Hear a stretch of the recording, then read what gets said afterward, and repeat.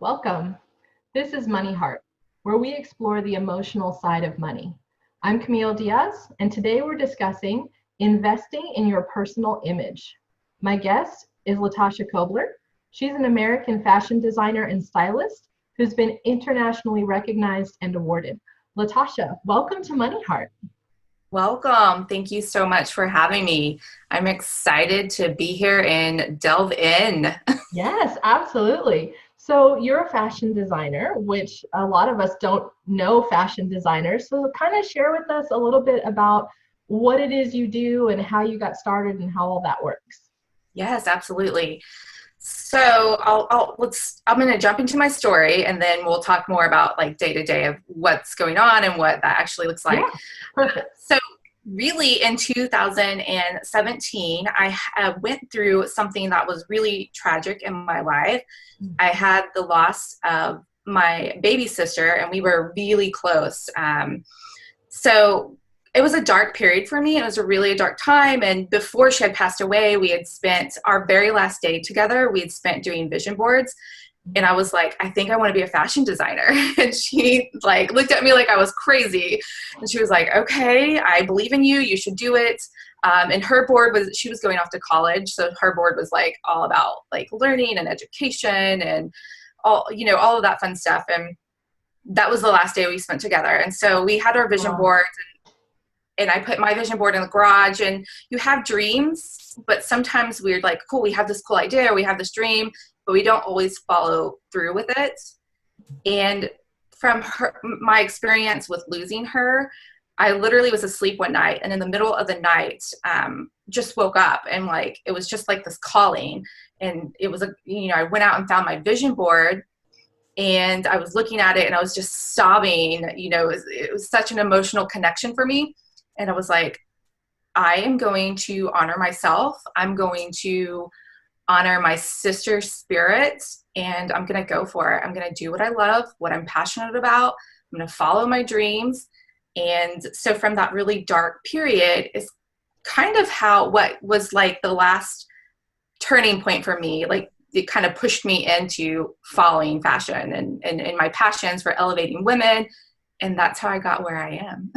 This is such a beautiful story. I did not know that about you. Thank you. That's awesome.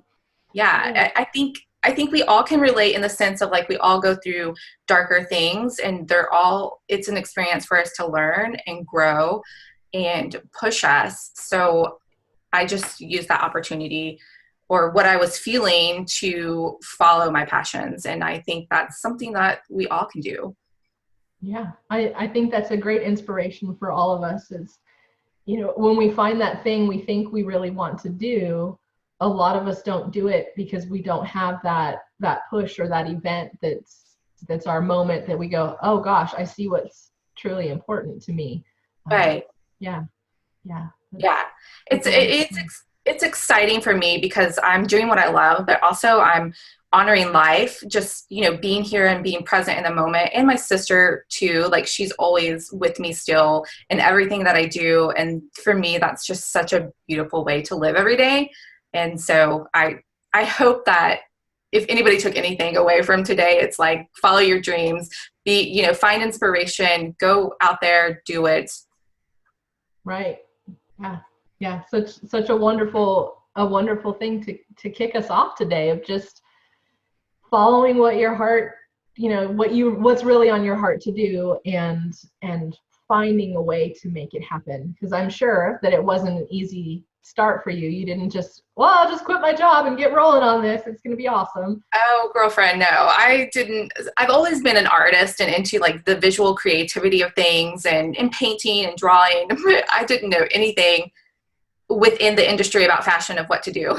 So Wow. literally, I didn't know how to sew. I didn't know how to pattern, design. I didn't know any of it. I had to learn from scratch, and I've just been like hustling and aligning with it ever since. And I am where I am because I worked hard at it.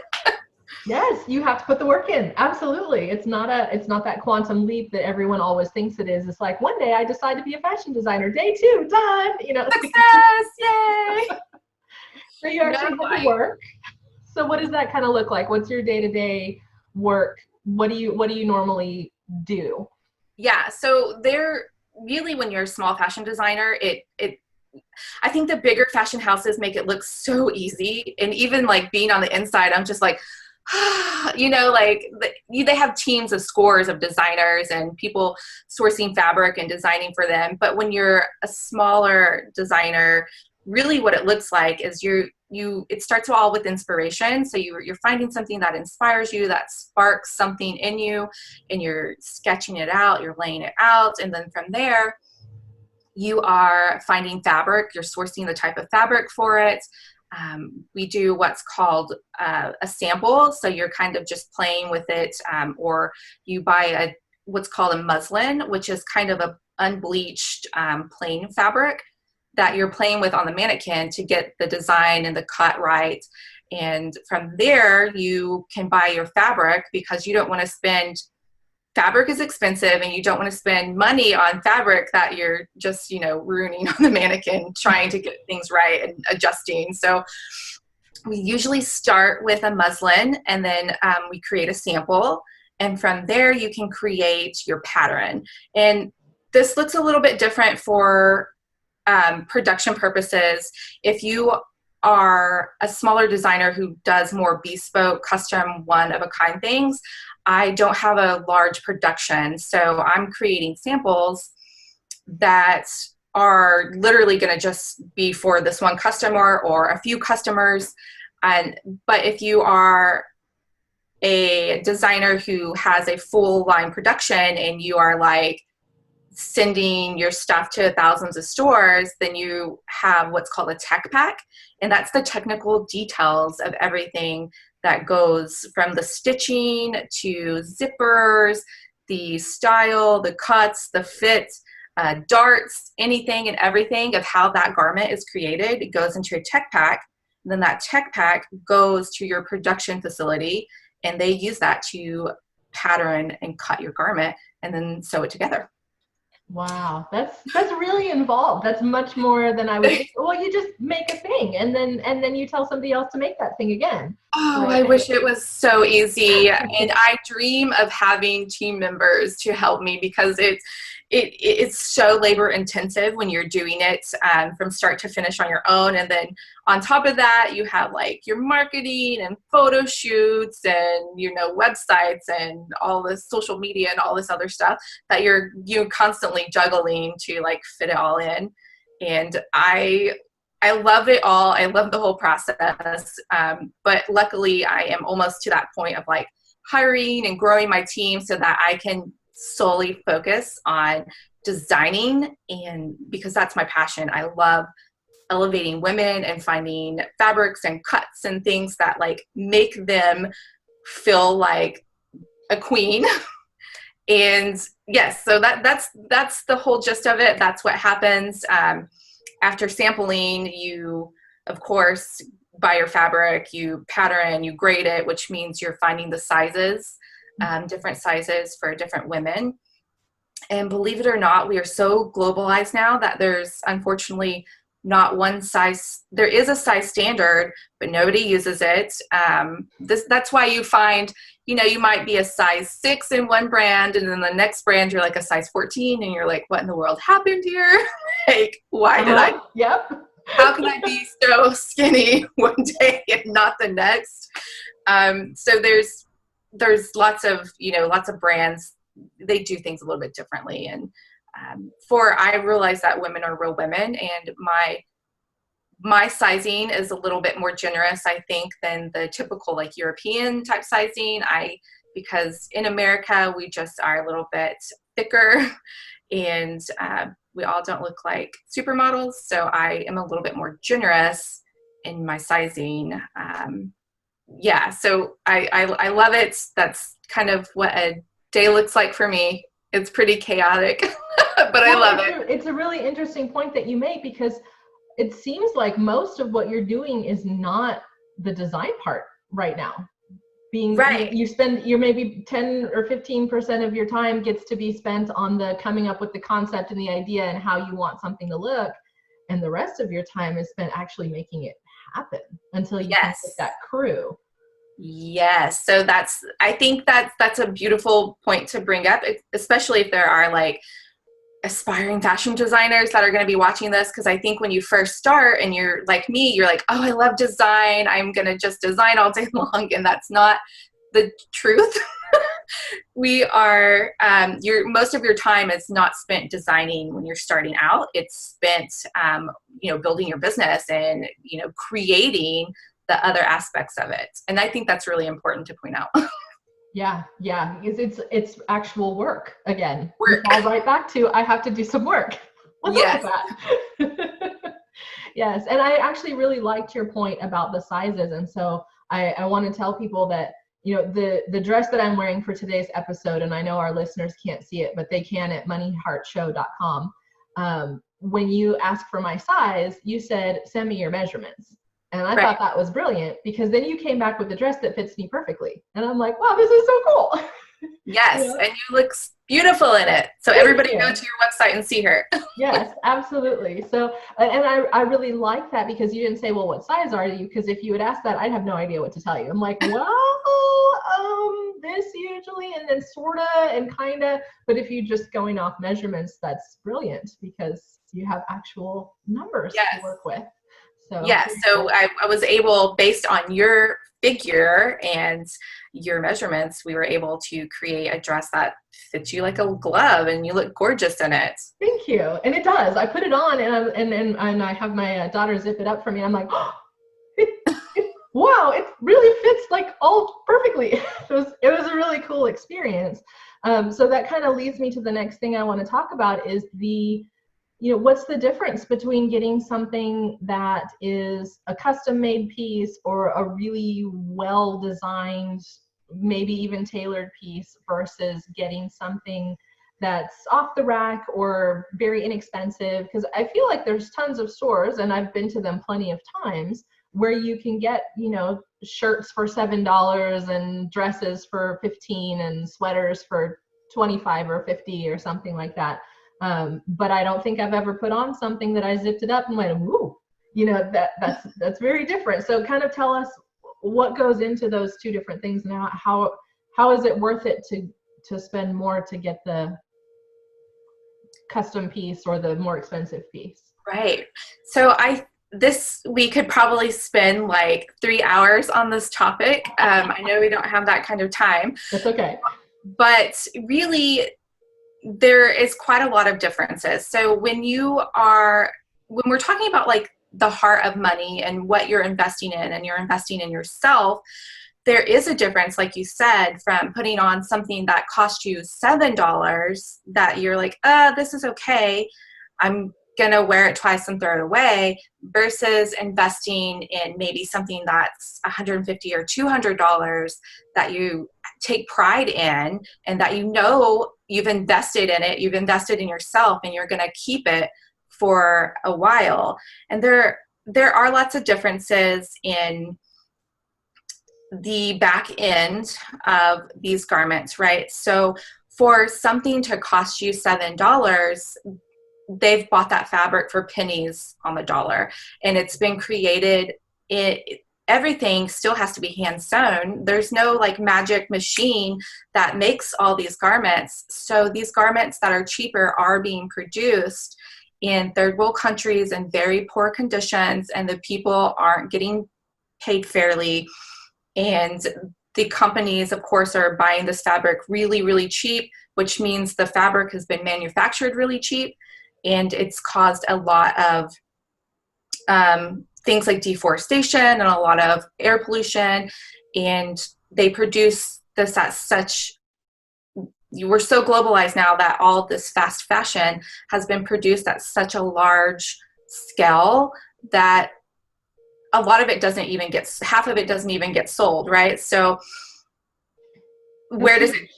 That's huge. So we go to all this expense of making it, tearing up forests or polluting the air, making the chemicals that are required to make the fabric, and then half of the clothes aren't even making it onto people? Right. Yeah. So they're selling half of it. They're making their profit off, the $7 t-shirt. They've made their profit. They've sold, half of what they needed to sell. And then the rest, think about the last time you went into a JCPenney or a Target or a Walmart and you looked and you've seen all of these clearance racks. Like when I go in these stores as a designer, it hurts my heart because I know that the labor that's been put into making these, and then what it's caused to the earth, and then what it also is going to cause to the earth in its next stages, because the stages from there, you don't buy it, it gets put in a landfill or it goes into the ocean, and it's just degrading, and all those dyes and all of those chemicals are released back into the environment. So we're talking about like the cheaper side of fashion, and then sometimes this happens in the high end of fashion too, and because it's a label, but you're buying a name. Sometimes people fall into that marketing trap of buying a name. Sometimes they're just as bad at the pollution and the profit side of it too. Or, you have mass murders of animals for your higher end leathers and snake prints, and it can kind of be nasty. So we're talking about quality and what do you invest in? How do you invest in it? How do you know what to do and what's better to buy? And I think this really comes into aligning with companies that support the things that you support. So if you believe in, sustainability and eco-friendly products, then find those companies that are making those products, and they might cost a little bit more. You might be paying, $50, $150, $200 for that product, but they're taking the time and care into making that. And you can feel proud to own that and wear that for, as long as you want. So I think really taking the time to align with your values, what are your core beliefs, and find companies that align with that, and support those companies, because where we spend our money dictates what happens in the world. So right. If you're like, I'm not buying this fast fashion junk anymore, they won't produce it because they're not going to be making any money. It comes down to profit. Sure. Yeah. So if I choose to spend on that, and so let's say I'm going to get a sweater. I really like sweaters, and I've found that I do not like the less expensive sweaters because I wash them one time and they shrink, or something starts to fray, or next thing you know, I have a hole under the arm. I've worn it one winter and I can't wear it the next year, and it becomes a pajama sweater. So let's say I'm going to invest in something. One, how do I find that information, especially if I'm shopping? Do I have to go to a designer? Where can I find a store that's going to carry something? Is it something I can search for? And then two, talk a little bit about that concept of, okay, I'm probably going to have that sweater for 5 years. Do I need a new one? Is everyone going to judge me for wearing the same sweater every winter? That's a real concern. I love that we're going to talk about this. So you can find information. Any business that is responsible, they'll be very transparent about where they're getting their where they're getting their fabrics, how they're manufacturing. It's been a couple of years ago, and I want to share this. It was heartbreaking for me to be in the industry. I'm a smaller design business, obviously, but there were some businesses I had supported for children's clothing and some other businesses, and they had a factory in a third world country that had reports of instability, and the building collapsed on these workers and killed like half of them. Wow. And all of these companies, in my opinion, are responsible for those deaths because they weren't checking. If your production is overseas, you should have a production manager that is there making sure that people are treated fairly, paid fairly. Where are you getting your fabrics? How are they manufactured? What are their, greenhouse processes? And if you don't have that, been, and that's a whole nother conversation, right? But so when we're talking about how do you find this out about companies, you have to ask. You can do a Google search on companies, you can ask them, you can write their customer service, and that's, we are all down to like the issue of time, right? We don't have time to do that. But there are a lot of companies now that are becoming more and more transparent because it's being demanded by the consumer. And I'm in love with that thought, because consumers are really savvy now. They are smart. They're like waking up, they're seeing things, they are aligning with things that they want to support. They're spending their money with those things and supporting them. So really, if you come across a company and you're like, I love their stuff, it's cute, you just have to ask, okay, where are you getting your products? Are you, where are these products coming from? And then if you're in a boutique, they carry all kinds of different brands. You can look those brands up individually and find out what is happening behind the scenes with your garments and how they're being produced. For me, I'm a little bit smaller, so all my customers have to do is ask, and I'm like, okay, we're getting the chiffon from, here. It's a really great company. This is their processes, and it all comes down to asking. You just have to just ask the question, where did this come from? And yeah, now that I hear you say, it's probably not that hard to figure it out, because everybody's got a website up, and if they're doing things in a sustainable way, that's probably rolled into their marketing. They're telling people, which can be kind of scary too, because it's became a marketing term. So eco-friendly, sustainability, people are using it as marketing, but they're actually not they're not following the sustainability that they should be. So it just comes down to a little research and asking them. And I believe in energy too. So how does this piece of clothing, how does this garment make you feel when you put it on?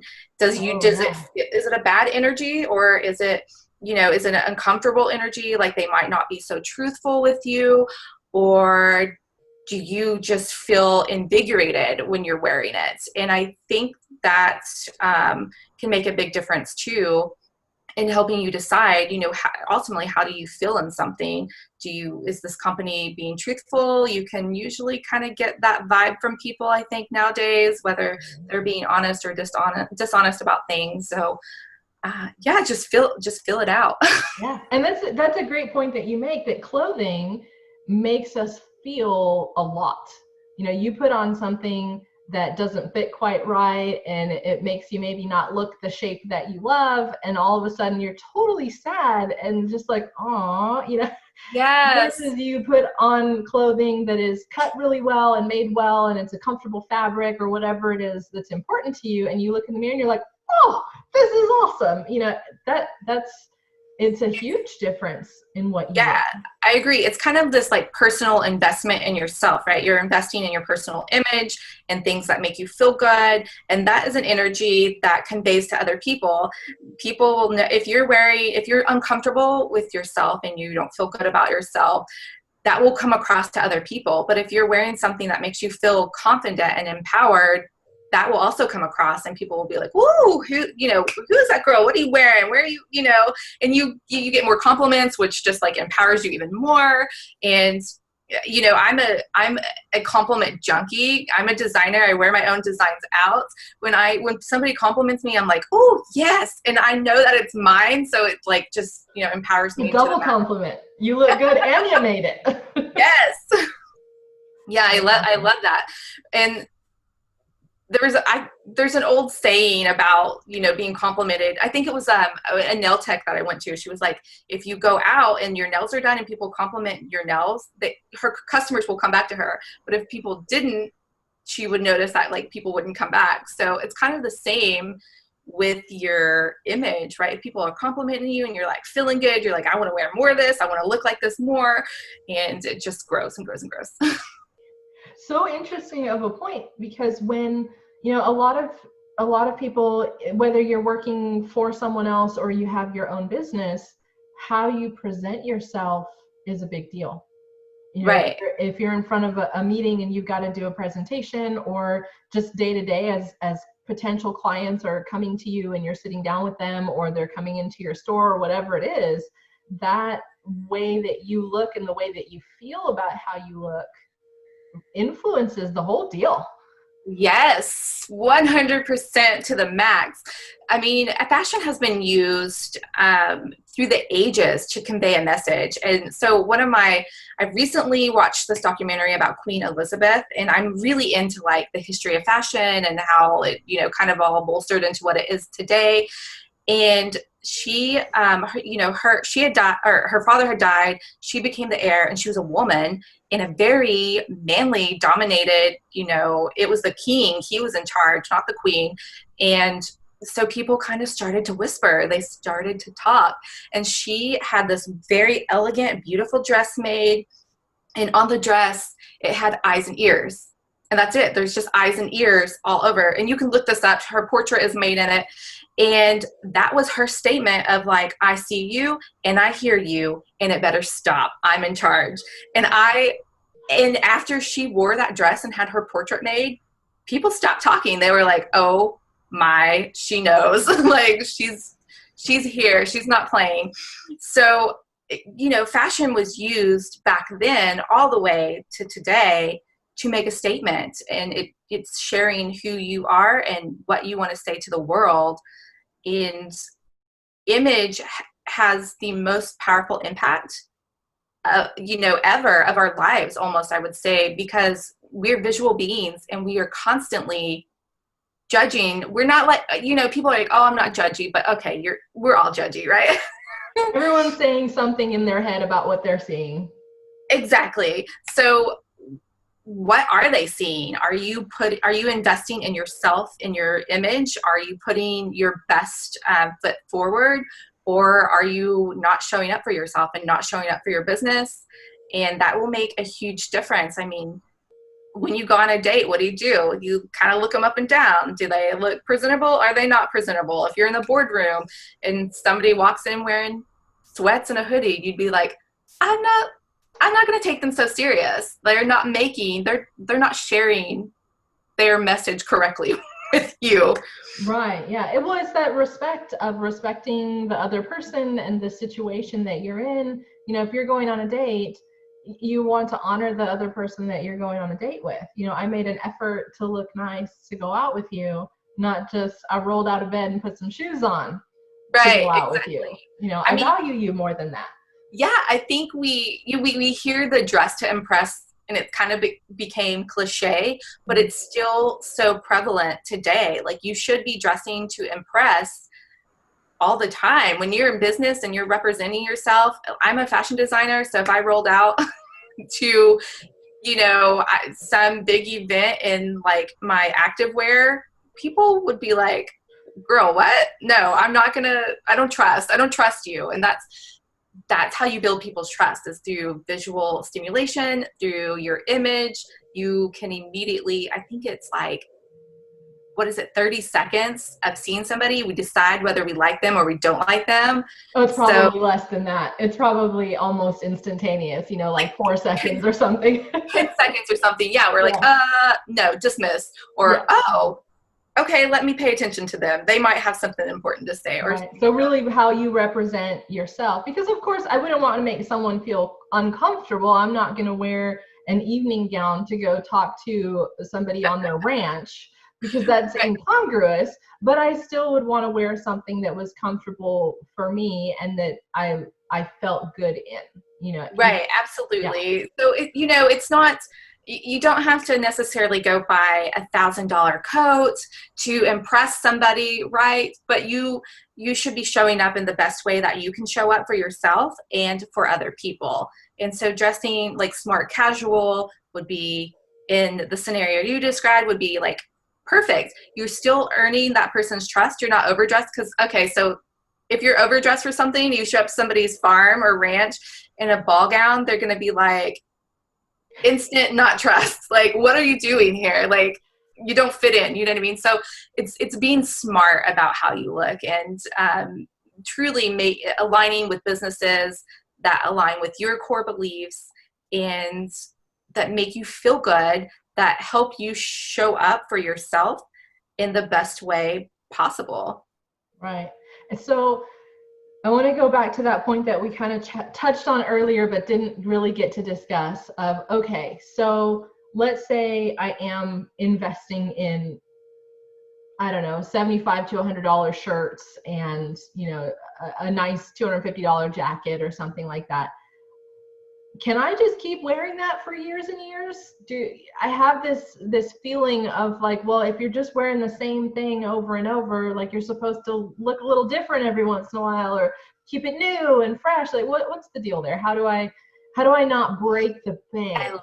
I love this Because I'm not, you know, I'm not wanting to spend hundreds of thousands of dollars on my wardrobe. And most people, you know, there's a reason fast fashion exists. It's because our budget for clothing is not huge. So how do we make this work together?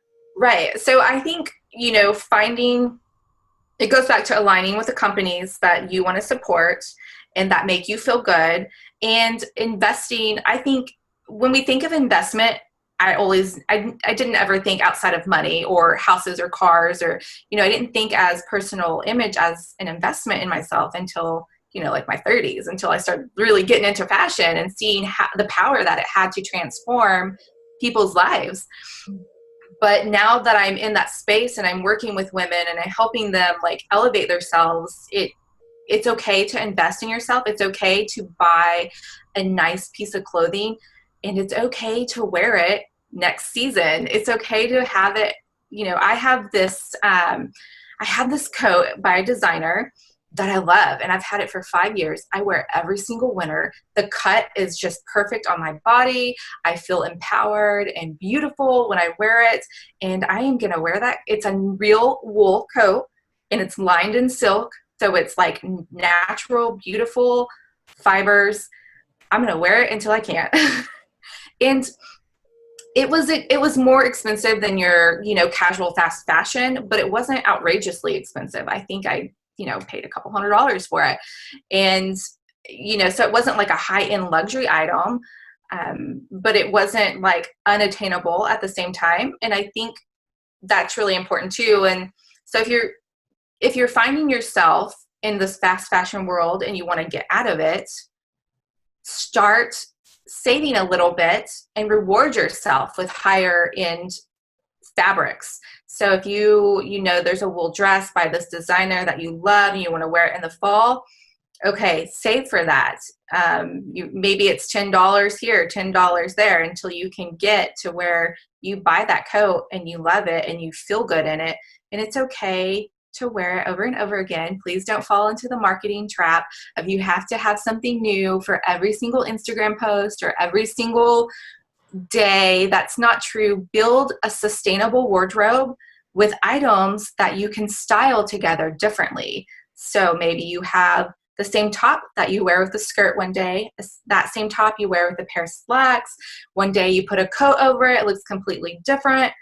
Buy a wardrobe that you love, that you feel good in, that's sustainable, and get out of this like I have to have, because that's not true. You can buy quality items that elevate you and rewear them every year and get out of this like fast fashion trap. I know we had talked earlier, every time you buy a $20 shirt and it gets a hole in it and you throw it away, and then you go and you buy another $20 shirt and it gets a hole in it and you throw it away or unravels or whatever, and then you've already spent $250 on shirts, and you could have just went and bought a really nice shirt for like $100. And yes.